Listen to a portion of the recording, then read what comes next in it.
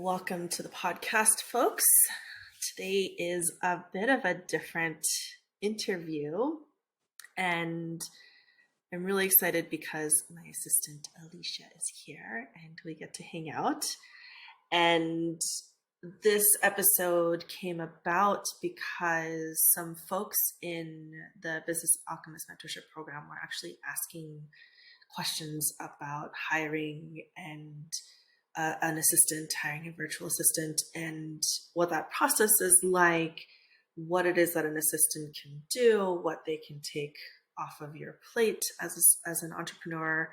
And so instead of just asking or answering those questions in kind of a boring way, I thought, let's do an episode about it and have Alicia come on and hang out, and we'll answer all those questions for you. So I definitely have some things that I want to cover. So overarchingly, we're going to cover when to hire. That was a question that came up through my Instagram stories. And then what the hiring process has been like, what I outsource to Alicia, what I don't outsource to Alicia, and all of the feelings that come up along the way, because there have been a lot of feelings that we've really had.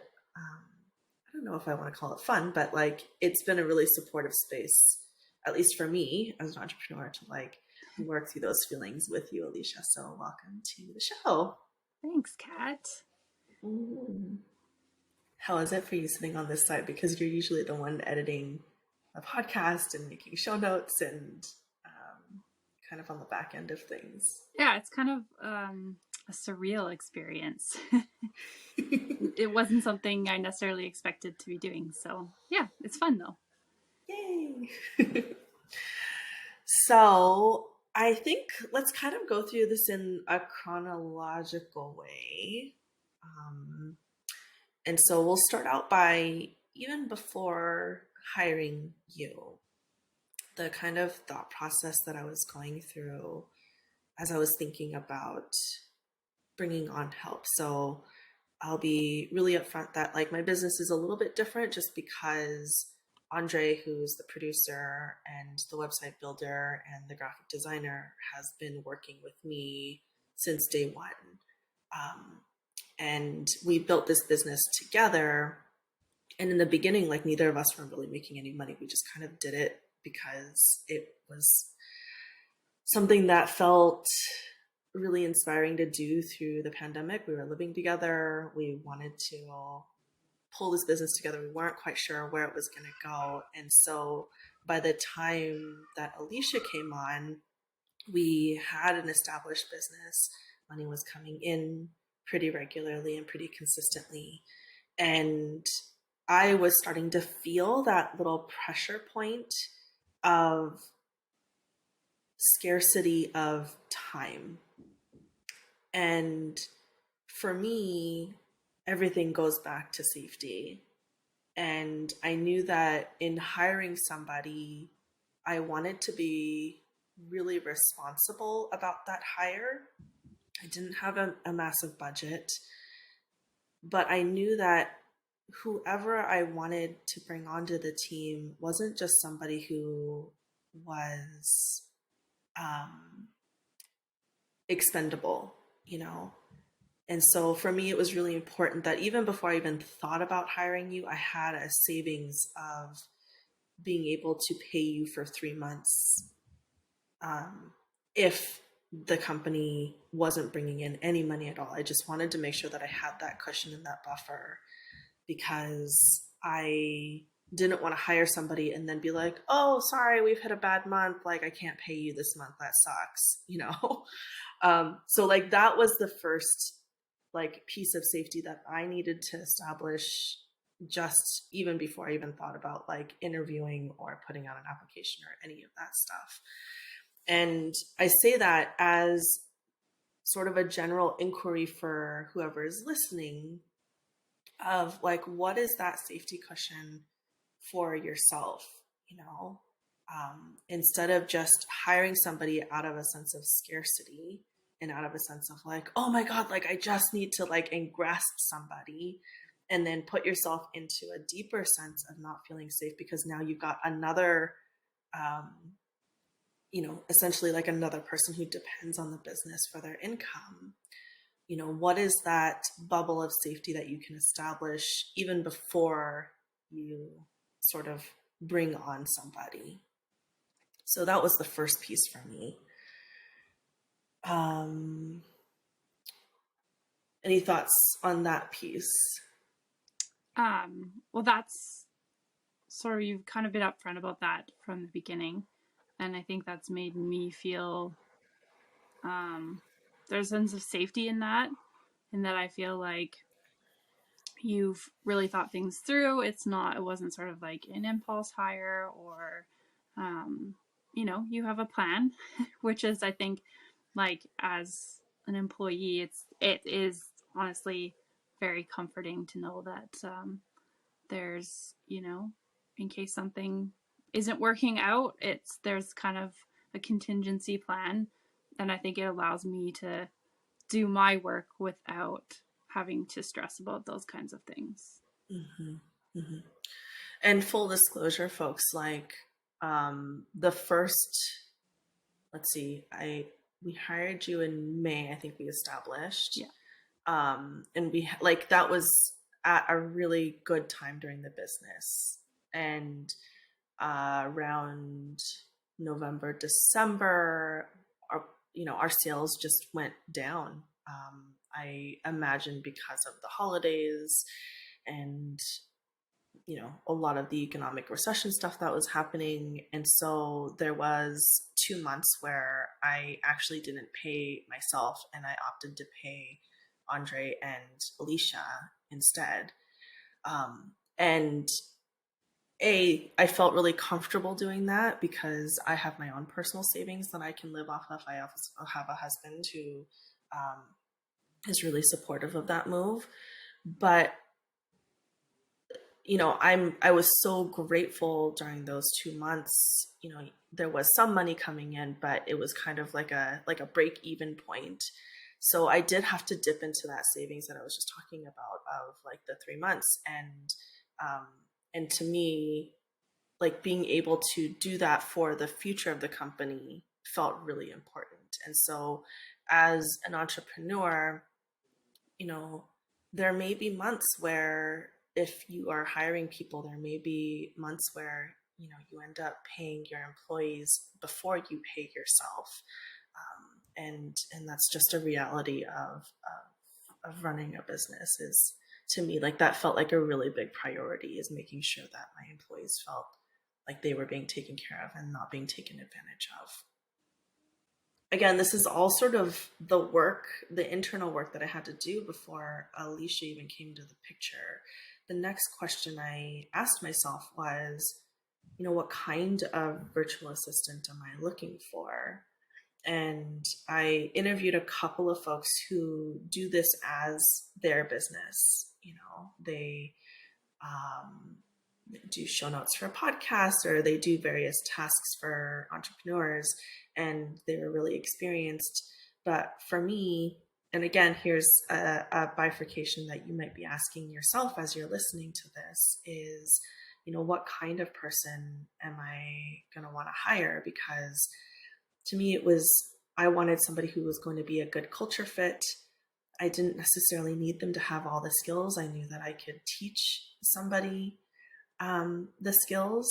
And so as I was talking to several virtual assistants who like do this as their business, a lot of the things I was hearing is, oh yeah, we have a team and we will, create all these graphics for you, or we'll do this and that for you. And I felt like it lacked a bit of that personal touch, which is why I didn't go with a professional. I'm going to put that in giant quotation marks because I do think of you as a professional, but like who wasn't doing this professionally as their job, as their business before we met. For me, like the skill part wasn't the important part. It was mostly about, you know, culture fit, and we can get into what that means in a moment too. So that is another like bifurcation, I guess. So an important thing to ask yourself as you're thinking about hiring is, does it feel good to hire somebody who's got a lot of experience in the skill set, or are you looking for somebody who's going to be growing with the business and is like a crucial member of the team? And neither answer is right or wrong. It's just what feels best for you and your business and within your body. So yeah. And then now we get to talk about Alicia specifically, because this is where she comes into the picture. So I did a really informal search for an assistant. I literally put together a Google Doc with some questions. And I'm happy to, we should just maybe link the Google Doc for folks to even just take a look at if they're looking for questions Yeah. as they're searching out their assistant. So we'll link that below here. But yeah, I'm kind of curious what that process was like for you, because it wasn't. I didn't ask for a resume. I didn't, I didn't do all the typical things that people do when they're hiring somebody. Yeah, it was it's kind of an interesting story actually, because I sort of I was working 9 to 5 kind of work, like office work, and I was kind of I was done with that. I didn't want to do that anymore, and I sort of just was thinking like, well, what does my ideal job look like? And I sort of named off several things just to myself, being like, I'd really like something that's flexible, that gives me some autonomy, gives me some ability to be creative, that pays me in a way that I feel is fair. Um, and I sort of had all those things in mind. And I was following Kat on Instagram at the time, and a post came up saying that she was looking for a virtual assistant. And I was like, well, I might as well message her and see, because I really like the work that she does. And yeah, and so we kind of chatted back and forth to see if it was maybe like feasible. And then I did the Google Doc, and all the questions were just I felt like you were trying to understand who I was as a person, and um, how I preferred to do work, and how I preferred to like interact with my team, and what kind of, yeah, just like where I was at in life at that point. Mm-hmm. And it wasn't so much about like, I have XYZ on my resume. It was more about like, do you think you can do this? Can you learn these things? And I think that's what was so different for me, is I've been used to having things that maybe I wanted to try, having those doors kind of shut in my face because, oh, I didn't have a year experience in that particular thing, or I didn't have experience working with a certain program. And it was really refreshing to have someone who just wanted to know, hey, do you want to learn new things? Are you good at learning things? And I think that's, kind of one of my strengths, is I can kind of be thrown into anything and learn things. And I think in general, in sort of the business kind of hiring world, we focus way too much on like, what have you already done? And it's like, that's not, for me, it's like, how are people supposed to grow if they're only doing things they've already done? Absolutely. Yeah, so that was Absolutely. super refreshing for me, and to have someone just be interested in me as a person, sort of my personal philosophies, and um, the idea of fit being the most important thing Mm-hmm. versus, you know, what XYZ I can, use Excel, or like, like, I just feel like if you are, an intelligent, capable person, you can learn anything. Yeah. And I Yeah. don't think that that necessarily should be number one on the list, for sure. Mm-hmm. Yeah. And sort of one of the sneaky things that I did in that application is I knew that I needed a strong writer, And so I had these prompts that were like open to a longer response rather than these, sort of, I know how to do Excel, I know how to do this.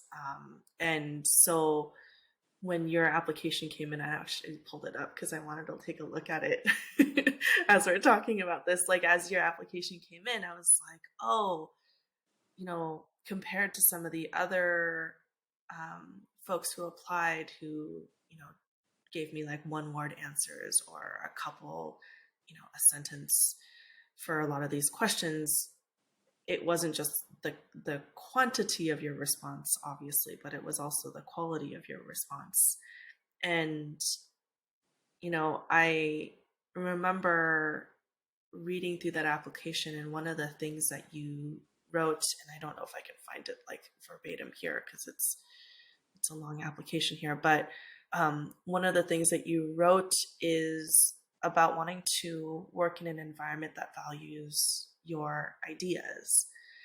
And a there was so much that got communicated to me in that sentence, because it tells me you've been in an environment where you've been, your ideas have been cut down or not listened to or not heard and understood. um, and I mean, you were working in a system where that was really hard to, I mean, it's hard to make changes in a bigger system. Mm. and And so for me, it's like, oh, there's a bit of a wounding there. And always there's the opposite side of it too, which is, if she's felt that, then I know that I want somebody who is going to bring ideas to the table and who is going to be able to contribute, like, you know, this isn't quite working. What can we do to improve the system? Um, and so, like, that was one of the key things I remember from your application, is the writing skill, because I knew I needed to have a strong writer. Um, you do a lot of the copy for me, and um, and then this piece around like openness and like ability to actually contribute solid ideas. Like, those were two big things that came through in the application.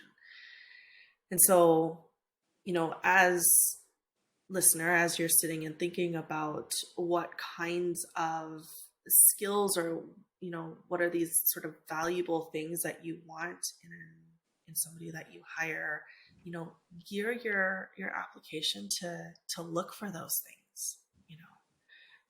So that's one piece there. I think too, it's like really important that the person applying sort of understands the work that you do, and there's a bit Mm, of like they resonate with it, because I think if I didn't resonate with the work that Empowered Curiosity does, I don't know, like, even if I was a strong writer, I don't know that I would be able to sort of, like, there has to be a certain amount of, I don't want to say buy in because that sounds a bit, but like, there has to be some sort of resonance between the person that you're hiring and the work that you're doing, because absolutely. um, you don't want that sort of like level of disconnect, or um, that person to be miserable either, because if you don't Mm, enjoy the work and there isn't some sort of personal connection, I think that the quality of work just isn't the same. mm-hmm, Um, and I've just, yeah, I love the work that I do with Empowered Curiosity, and I think that makes such a huge difference for me, and I think for the work that I produce for you. mm-hmm, mm-hmm. So, Yeah. And there is a certain amount of buy-in and maybe alignment or resonance, yeah, however you want to word that. And something that I find really valuable on my team, yes, but also just generally in life, and it's one of the core philosophies of what we do, is like poke holes. And so, I wanted somebody, because Andre already does this with me.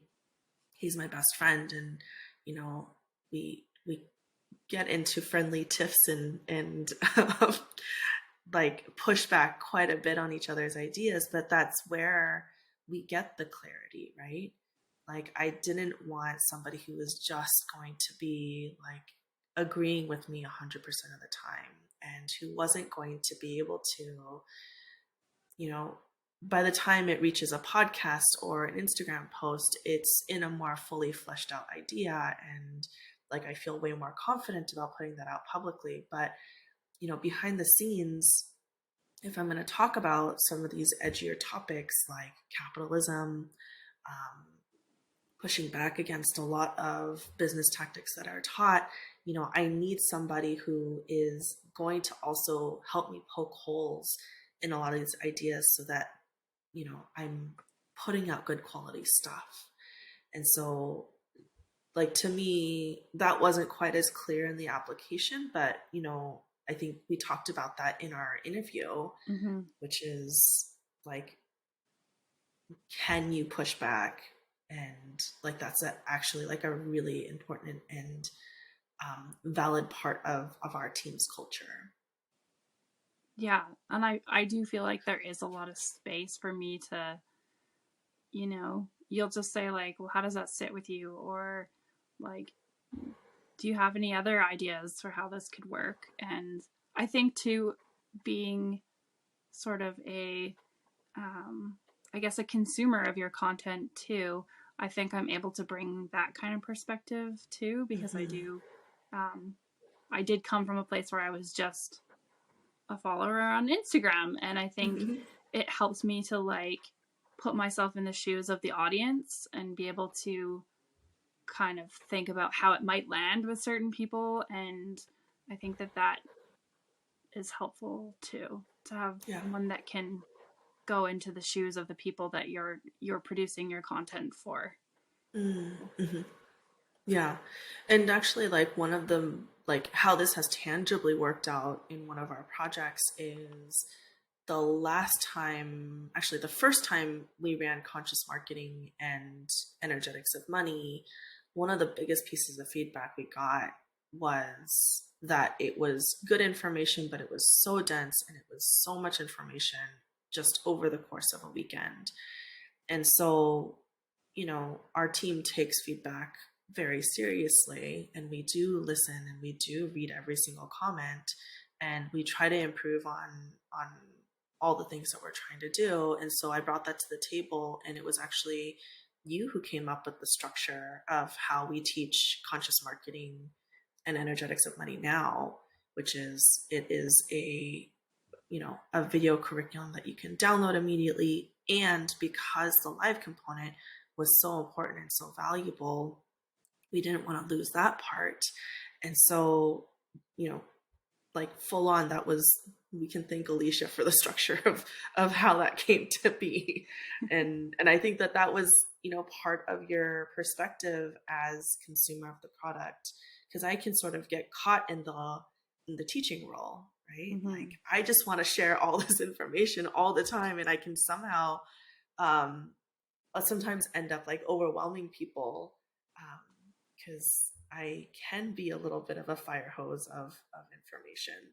And so, having the perspective of somebody who's on the team who is also consuming this at the same time is so, so important to me anyway. Mm-hmm. And I think too, um, it's like the beauty of hiring a virtual assistant is you get to wear that teacher, content creator kind of hat. And then if I'm sort of acting in that, like, poking holes and thinking from the consumer perspective, it, like, frees your brain to totally just immerse yourself in Totally. that content creation, and you don't have to keep switching hats, if that makes Mm-hmm. sense. Yeah. And yeah, I can imagine, like, if I was doing what I do and content creation to the depth that you do, that would be, yeah, it would be mentally a little bit much. Mm-hmm. So I think that's, like, yeah, that is the beauty of having a virtual assistant, is that you can, like, those are pieces that you can sort of offload so that you can immerse yourself into things that um are really going to build your content and your courses out the way that you want to. Mm-hmm. Yeah. And we can sort of talk about this from like a logistical point of view because, that point before I hired you, where it was starting to feel really sticky and where it was starting to feel really uncomfortable for me, is that scarcity of time.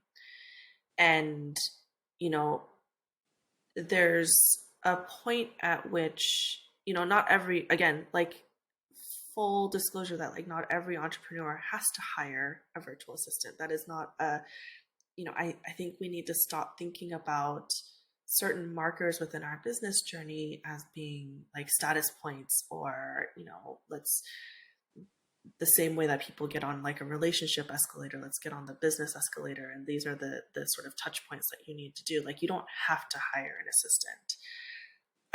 For me, the point at which it felt really like I needed to hire an assistant is I had sort of maxed out on my own capacity to bring in money because at the end of the day, this is a business, right? And so I was struggling with like, if I bring on any more clients, I am going to have a hard time providing the amount of care that I want to provide. And so having Alicia, in the beginning, it was just a couple of hours a week where she was posting um the copy was all still mine, but like she was posting on social media for me and handling some of the podcasting duties and writing show notes and things like that.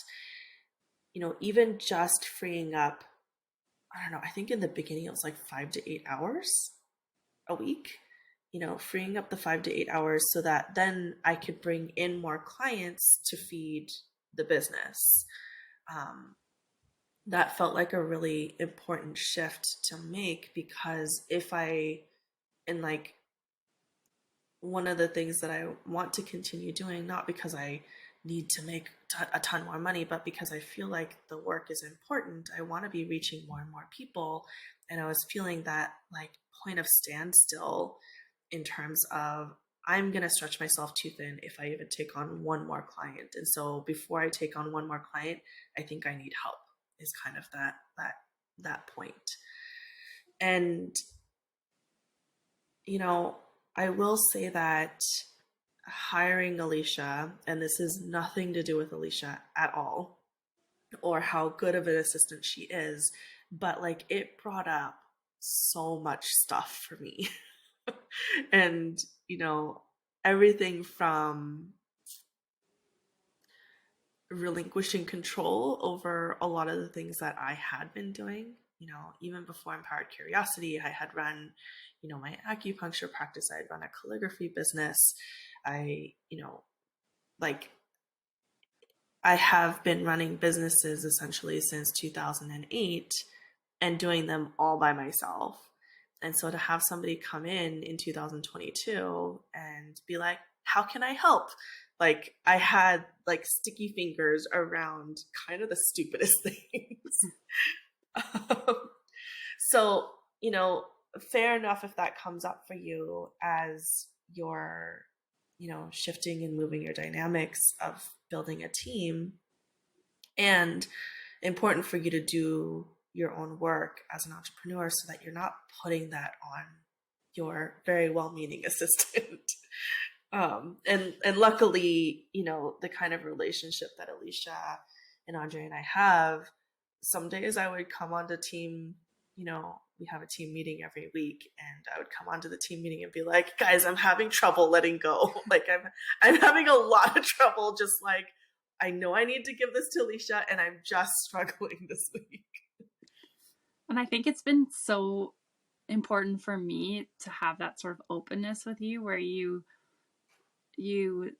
actually say that to me, where you're like, I want to give you this thing, but I'm having a hard time kind of releasing it to you and like explaining why you feel that way. Because I think in the past I've had other bosses that have maybe had that issue, but haven't presented it that way. And then it feels like maybe they don't trust me to do the work, or they're not happy with the quality of work and they're sort of, gatekeeping certain things. And it's been really great to have someone who's open and also someone who's willing to admit that they're a human being. Like, I think that's... Oh, that was 100% me. That was Yeah, not at all you. I think that's, I think it was also hard for me too in the beginning to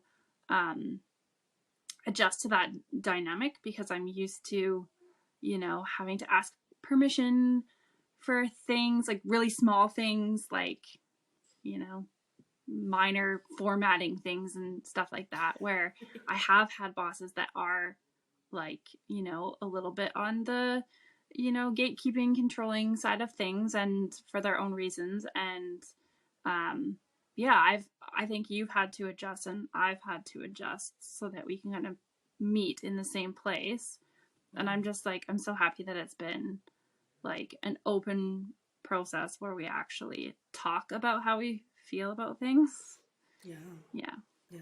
Same here. I mean, I think it's such an important part of just humaning, Mm-hmm. and if I want to be that kind of person in my personal life, somebody who's vulnerable and admits to mistakes and admits to stuff that's hard and asks for support, I don't want to leave that at the door when it comes to my team.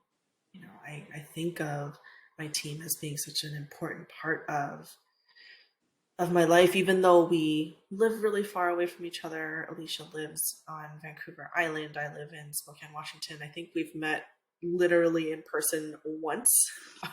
Yeah. And, it's important that even in these virtual spaces that we create that intimacy, and so that's been an interesting part of the process. I wasn't really expecting, because, like, again, of course, but I wasn't expecting, all of my control stuff to come up, like, with as much discomfort as it did, especially in the beginning. I feel like we've gotten a lot better now, but even like this week, we hit like a wall where I was like, "Ooh, I need to let go of this," and I will, just like give me a beat, Um, so yeah, that's been an interesting process to navigate. I think another piece that I wasn't quite expecting is that my identity within the business has shifted, with having you come on. And so I don't know that I would have ever considered myself as like a quote unquote content creator before. I just was writing stuff and putting it up kind of randomly and haphazardly. But because you're helping me with a lot of the social media and you're helping me with a lot of the copywriting for the podcast, it I think this sort of speaks to what you were saying earlier of like it's given me a, a shifted perspective in terms of what it is that even my job is within the business. And that was also really hard for me to contend with, because it's like, oh, like if I'm not doing all these things, then, questions like, do I even deserve to pull a salary as much as I'm pulling from the business? Am I allowed to give Alicia these things that I don't want to do? Or, um, and it's been definitely this interesting process. And I know that Andre has also felt that way too, sometimes, where he's like, am I allowed to give this to Alicia? And you're like, yes, like give Yeah. me the thing. um and so it's been interesting to see and just observe how attached I was to certain identity pieces of running the practice. So yeah, I'm glad that you've been flexible through it all. Um, I feel like it's worth kind of just going through what it is that you do on on, Yeah. on the backside of things, because I think that for a lot of folks it can look invisible sometimes. Yeah, for sure. I mean, Kat has already said too, like the copy piece of it that I do. Um, I sort of put on like my cat hat, I guess, and I think, well, what would Kat say about this? And that's kind of a piece that I do. I mean, I'm sure my own little twist goes on it too because it is coming from my brain. Mm-hmm. Um, I also do a bit of like sort of client management stuff, so answering questions, sort of enrolling people on our Thinkific website in their courses.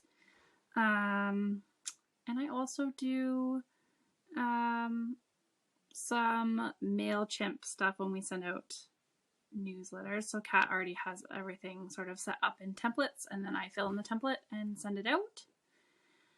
And I also, yeah, just the social media posts. So Kat has created the content. Um, Sometimes there's pieces for me to fill in, like captions or sort of call to action slides. And then, yeah, I get that all set up, add photos to things. We have like a Dropbox file that I can pull photos from. So it's kind of all set up so that I can work like really independently, which is great.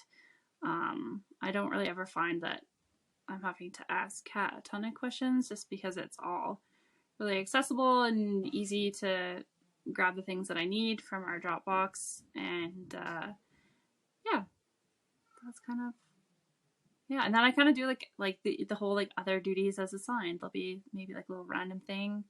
Mm. There's some like as Kat creates course content, I like upload that. Um, the podcast, I do show notes for that. I listen to the episode. I started doing edits recently, so anything that needs to be cut out, um, I I make note of that. Our clips for YouTube. So I do lots of little things, and I think what's great is that they all sort of make sense. Everything's kind of connected, so I don't ever feel like I'm being dumped on, if that makes sense. Like there's Mm-hmm. always it always feels consensual to me. Mm. Um, I feel like you and Andre are both super awesome about being like, does this make sense for you to do this? So Yeah. that's I think that's an important piece. Is like, yeah, I never feel like I'm being dumped on, and I think Yeah.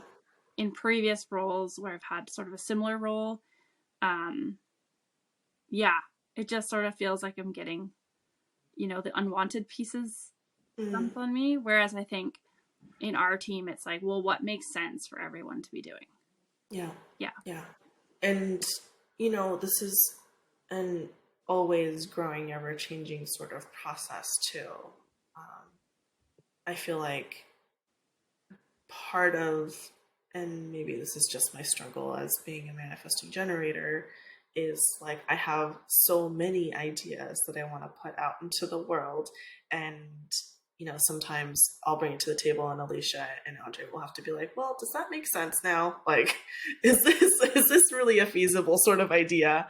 Um, and because they each, have different roles and the ways that the company runs, I take all of that into consideration because it's no longer just me having to put in the energetic output of things. It's like, okay, so is this going to make sense for the company as a whole? Um, and so these are sort of the things that need to be managed along the way.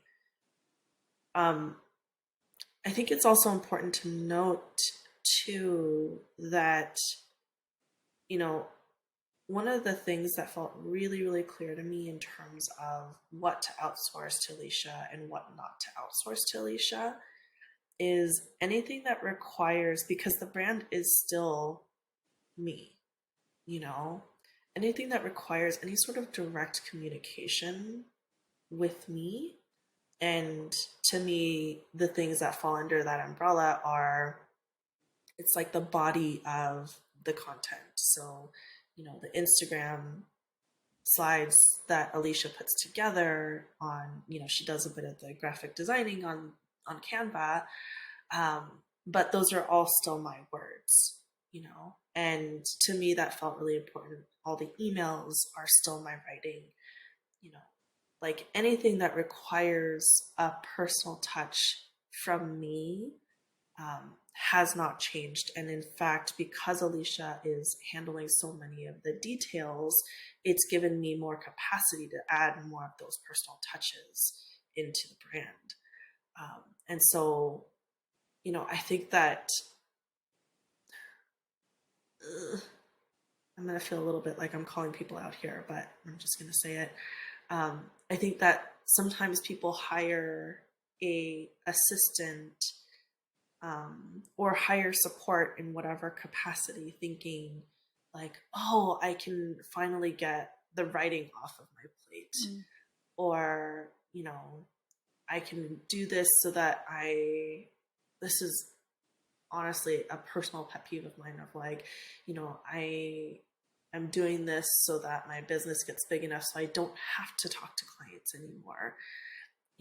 Like almost like talking to clients is like a chore. And to me, it's like, no, like that is the work to me, is, and that's the work I am so gladly able to do, and really what I'm trying to find more capacity to do. And Alicia is one of the reasons why I'm able to do more of that, actually. And so, thinking of what to outsource and what not to outsource, anything that requires a direct connection to you, if you are the face of your brand, which a lot of us are, I think it's important to keep that intact. Yeah. And I really like too that the things that you do give me where I am doing some writing, it's very like the framework is there, the ideas are there, the language and sort of the tone is there. And then I kind of just like pull from that for anything that I do need to write. And I Mm-hmm. think that's great because I'm also not, that's not my job, is to create Mm-hmm. content. And I like that there is that Mm-hmm. boundary where I'm not like a ghost writer. I sort Mm-hmm. of just, yeah, like I kind of pull the threads that you've already woven and then add a little bit of something. And Mm-hmm. then I always feel like this is your work. And I never feel like I'm creating work and I'm not getting credit for it, if that makes sense. Like it always Mm-hmm. feels like it's yours. And I feel like that's really important to me too, because Mm-hmm. that's not why I'm here. I'm not here to Mm-hmm. create your content. And like I appreciate there's that really it's a boundary. And I Mm-hmm. appreciate that exists for us too. Yeah, yeah. And then, like, from the outside, it was interesting because I'm in a human design class right now, and they broke us out into small groups yesterday, and um, one of the participants, we've all started following each other on Instagram, and she was like, "Oh, I really love what you're putting out, but like, how do you do all of it? Like, is that just because you're a manifesting generator?" And I was like, "Oh God, no! Like, this is because I have a team, and you know, um, the quantity of work has gone up. Well, hopefully the quality hasn't gone down because I've had Alicia on the back end to support that process. And so from the outset, it looks like I'm very, very prolific, but it's really just because Alicia gives me the ability to like hang out and, sip my coffee and write for at least an hour every day, because she's handling so much of the stuff on the back end for me. Yeah. And I feel like it's all sort of like the time consuming fussy bits, like formatting, things on Canva, and like those are all things that are like easy for me to do, but if you're already doing the writing, it feels like a lot, I would think, Mm-hmm. to do the Yeah. writing and I sort of have my own kind of side thing going on that I am doing both those things for. And I'm like, wow, this is a lot of work when you have to come up with the ideas and your formatting and, you know, like that's all, if it's all your piece, I can totally, Mm-hmm. yeah, I Mm-hmm. think it's, for sure, if you can focus on that content piece, I think that's like so valuable. Mm-hmm. And, as also a consumer of your Instagram account, I love the content that you come out with, and I feel like it has really, like, by hiring me, you actually have higher touch with Mm-hmm. the clients because I think you are coming out with more content and you have more things to share because you have that freedom to do that now. And I think that that's really awesome because I think Mm-hmm. that's what people want when Yeah. if they're following you, they want to hear what you have to say. And yeah, I think there's a lot of value to people that are watching what you do. Mm-hmm. If you're open to talking about it, I know that, when we first started working together, you had started going sort of through your own personal transitions and transformations, which is now, you know, you call it your side project, but eventually I want to encourage that to grow so that it's no longer your side project. So are you open to chatting a bit about that? Yeah. Um, as I mentioned before, I got to a point where I was just so burnt out by sort of the 9 to 5 and working for someone else and not really getting, it was not reciprocal. Like the work that I was putting in I was not getting, you know, it was a paycheck, but I wasn't really getting out of it what I felt I needed. And I kind of just got to a point in my life where I'm like, this doesn't feel right to me. I need to Mm, make some big changes. And that's kind of when, I mean, I like to think that I manifested the job with Empowered Curiosity. And that was kind of like, kind of the start of it. And sort of like behind the scenes there, I had, it was more for like personal interest. I had decided to take a equine bodywork and massage course, and it kind of wasn't. I didn't really have the idea of it becoming a business necessarily, but I was like super interested in the subject matter. It was just kind of like a passion project for me. Um, and then sort of at the same time, I started to sort of absorb the empowered curiosity work and being a spiritual entrepreneur. And I kind of thought, you know, I could actually kind of see myself making the bodywork a business and have it be something that is sustainable for me and like nourishing for me too, and not, um, and also like, yeah, like a passion project to feel like it's mhm, purposeful work for me and that um, it's sort of when I work with the horses, it feels meditative to me.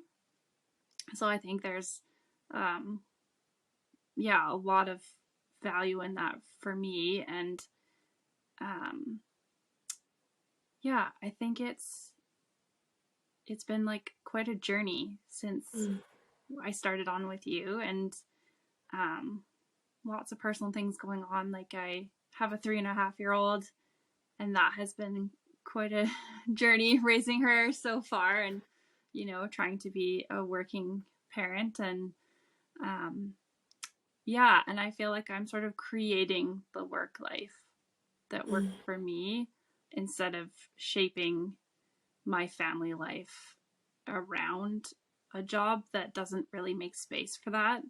yeah. And yeah, and I just want to say too that like um, what you do, Kat, is you actually stand by and do the things that you tell other people to do or that you Mm, share that is a good way of doing things. And it makes me um, yeah, it makes me feel so nourished working for you because you actually practice what you preach. And I find that there's a lot of people out there that are like sending this message of what they feel others should do, and then they're kind of doing something different behind the scenes. And I feel like,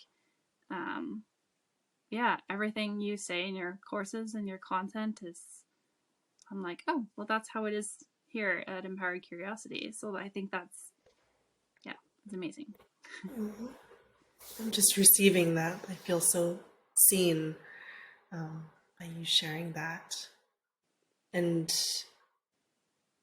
it is like similarly to you, like I've been in work situations where it's felt really extractive and non consensual and like you're getting dumped on. And, you know, I didn't start my business to basically just like redo all of those patterns and those traumas.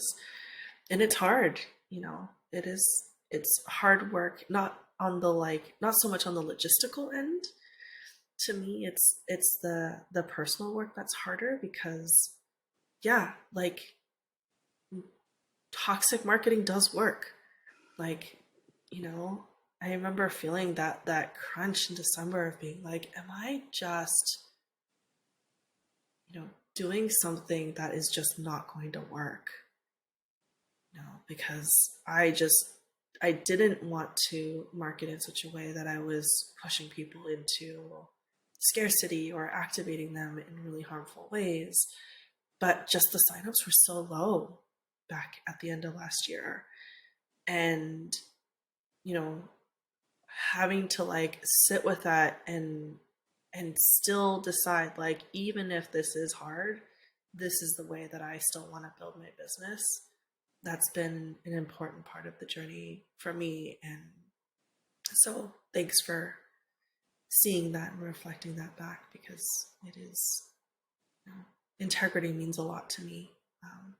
And and the social media landscape can be a bit cruel sometimes. And I'm a human too. Like when people call me out and want to poke holes in the things that I'm doing, I do. Like I've definitely gotten a bit of a thicker skin now, but I'm still a human being on the other side of it. And it's nice to know that like there are people who see that, you know it's not as easy as it looks like.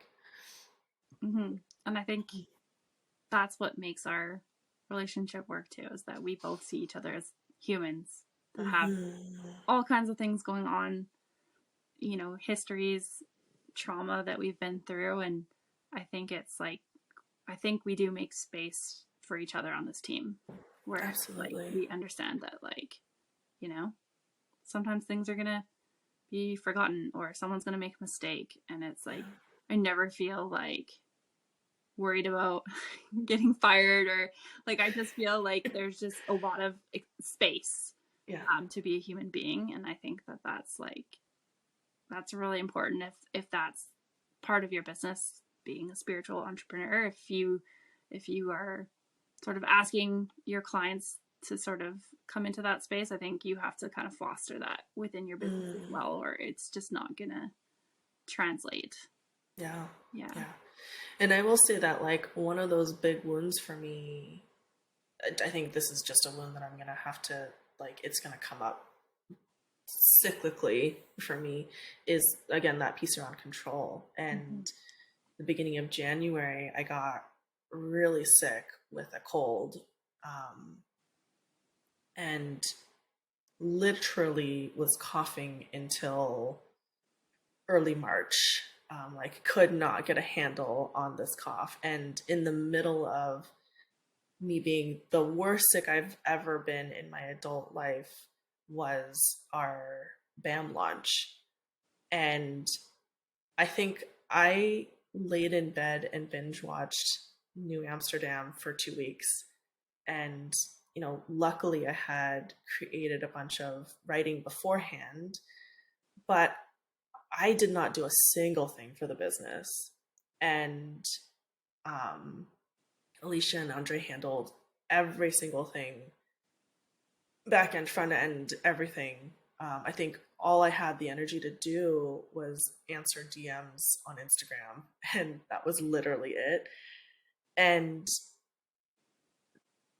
I have to say that, like, again, I say this all the time, but I think I still get surprised whenever it happens, is this concept around business being a spiritual practice, because I've never been in a team dynamic, whether it's a work team or a family team, um, where I felt like I could step away and stuff isn't gonna just like fall completely off the tracks, or I'm gonna have to deal with some sort of consequence afterwards.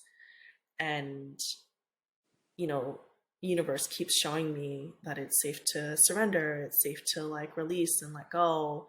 Um, and I think that this past January like was one of those big lessons where I my body told me I'm not allowed to do anything. Like I had like two brain cells that like could barely like fire, and like the ship sailed. Like not only did the ship sail, but like we did a great launch. Um, and so, you know, I think that again, it's so surprising the lessons that come up um, during this entrepreneurship journey. And you know, if you're listening, I don't know what your particular lesson is that keeps coming up for you, but like lean into it, because your business is going to show you that um, in its own way. I thought I had worked on the control piece. I swear, I thought.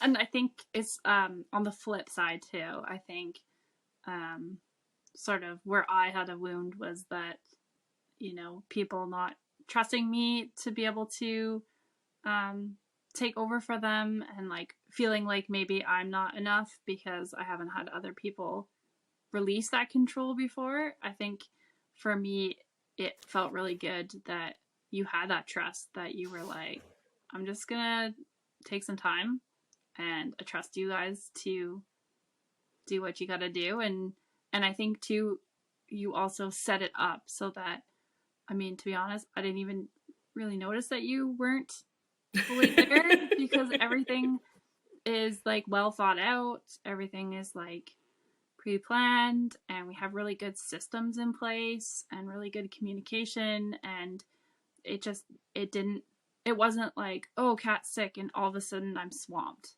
Mm. Like that's not how it felt to me. And I've always been the person in the past that like I try and take care of my work in that way, but I never felt like other people did. Like no one else was stepping in to help me when I'm sick or, you know, have to take a vacation. It's like you almost have to work like double time to get ahead. And Yeah. then when you get back, you're working like You're crazy to swamped. catch up. Yeah. Yeah. And Yeah. I don't feel that way about working with you. Like I feel like if I need to step away, like you've got it covered. And Yeah. it's like there's that, it's a reciprocal relationship. Like I Mm-hmm. feel like we're there for each other, instead of, you know, it's not me looking after you, which Mm-hmm.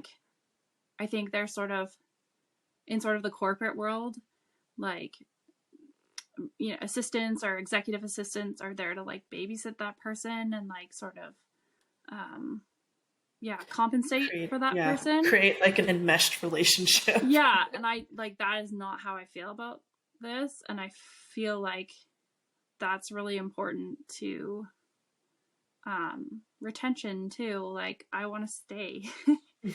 And I think that that's, you know, I haven't had many jobs where after a year I'm like, wow, I could see myself doing this for a really long time. Mm-hmm. And, you know, feeling like, you know, I would say no to other opportunities because I'm like, no, I love my job. And I feel like that's not happened to me before. And I think it's because it is so reciprocal and there is so much space for me to just, if I need time for whatever reason, it's like it's not an issue. And I think that's, and I don't ever have to stress. I don't Mm-hmm. have to think like, oh, when I come back, I'm going to be, you know, it's going to be unmanageable. Right. Yeah. Right. And I don't think you had shared that piece about, your wounding on the flip side of my wounding. Like, I think it's so interesting that, like, for both of us, like, these wounds were made in relationship, right? Mm-hmm. Like, I was always the person that, like, just kept the family together, or, like, you know, I literally remember,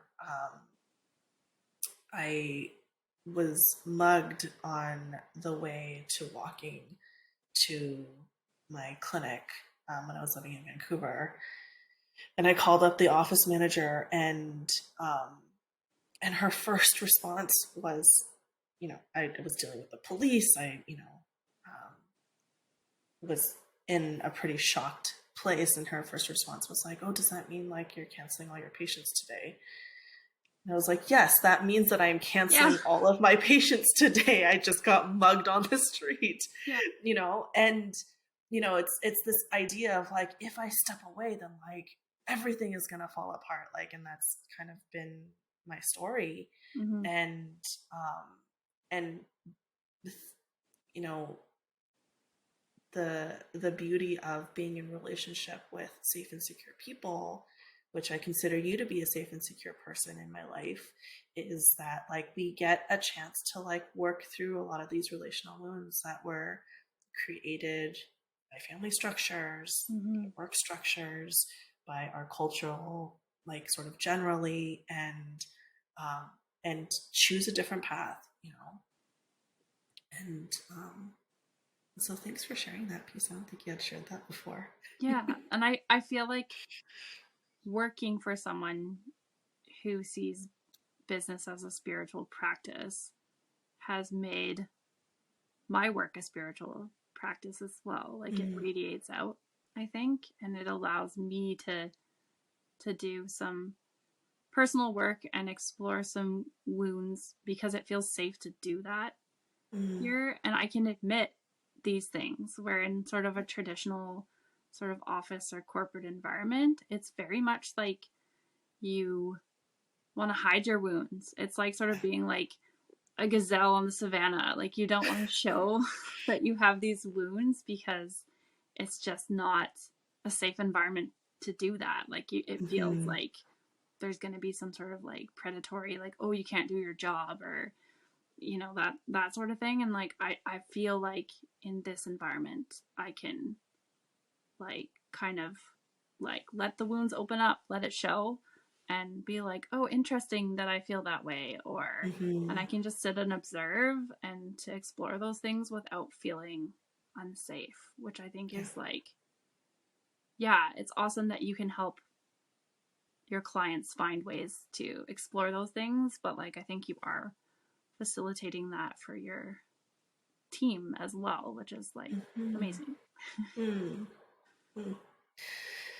Well, my dear, I feel like I don't know, this ended up being a pretty touchy feely episode. I was talking to Andre this morning, and I was like, this is going to be an interesting episode because it's going to be a lot more like how to, instead of just like talking about, thoughts and feelings and philosophy and concepts. And I should have known better. Like, this is just the soup that we swim in. Yeah.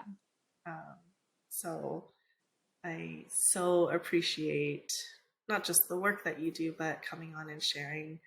I hope that it's really helpful for folks as they consider thinking about growing their teams, what can happen, what kind of intentions we can set, and, you know, bringing in these aspects of being human, and um, just really practicing this concept of business as a spiritual practice as the team grows.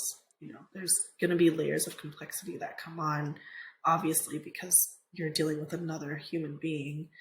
Um, and it's also a big opportunity that people can use to navigate um, some of these deeper things. So thanks. Well, I'm super happy that you had me on, and it's just another way that I feel really heard too. Mm, Like to, invite me on just shows that you value what I have to say, and yeah, Yeah, that's of just that's course. the theme. You just back me what I have to say, which is amazing. Yeah, of course. And for those of you who are listening, this episode was inspired by questions that folks were sending in. So if you have any questions about anything about business, spiritual practice, Taoism, how, I mean, my business is an open book. I'm completely transparent. I'm happy to answer any questions that you'll have. Um, Coaching, all the things. So, like, send in your questions. I personally do best. I'm learning this from going to human design school. Is I my personality type actually does best when I'm responding to inputs from my environment. So give me things to respond to, guys. Like I love that. And before we log off, Alicia does have her own business. And if you are in Vancouver Island, please go check her out. Um, you want to share your Instagram handle? Yeah, it's at Attune Decline. Mm-hmm. Um, and yeah, I service basically southern Vancouver Island. And yeah, I practice bodywork from a holistic perspective and a trauma informed perspective for both horses and humans, Mm-hmm. because you can't separate them from each other. Yeah. And yeah, so come check me out. Mm-hmm. And even if you're not on Vancouver Island, you are posting really, really thoughtful things about the horse world. And um, as somebody who is more recently jumping into the horse world, I find your posts to be extremely educational, really valuable. So if you're into horses, just, hang out with Alicia on Instagram. You also have a website, yeah? Yes, it's attunedecline.ca. Perfect. Yeah. Yay! Alrighty. Well, we'll chat next time with y'all on the podcast. And thanks so much, Alicia. Thanks for having me.